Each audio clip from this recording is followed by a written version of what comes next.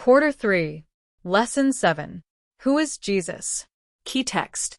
When Jesus spoke again to the people, he said, I am the light of the world. Whoever follows me will never walk in darkness, but will have the light of life. John 8 verse 12. Into the story. When the Jewish festival of tabernacles was near, Jesus' brothers said to him, Leave Galilee and go to Judea, so that your disciples there may see the works you do. No one who wants to become a public figure acts in secret. Since you are doing these things, show yourself to the world. For even his own brothers did not believe in him.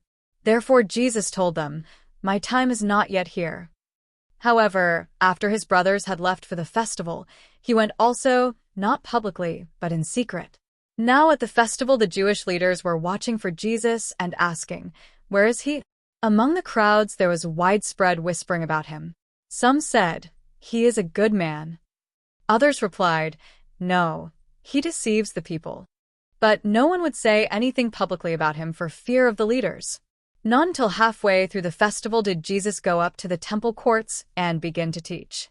The Jews there were amazed and asked, How did this man get such learning without having been taught? At that point some of the people of Jerusalem began to ask, Isn't this the man they are trying to kill? Here he is, speaking publicly, and they are not saying a word to him. Have the authorities really concluded that he is the Messiah? But we know where this man is from. When the Messiah comes, no one will know where he is from.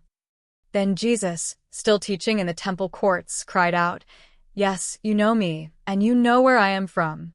I am not here on my own authority, but he who sent me is true.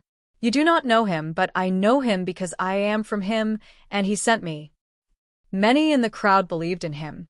They said, When the Messiah comes, will he perform more signs than this man?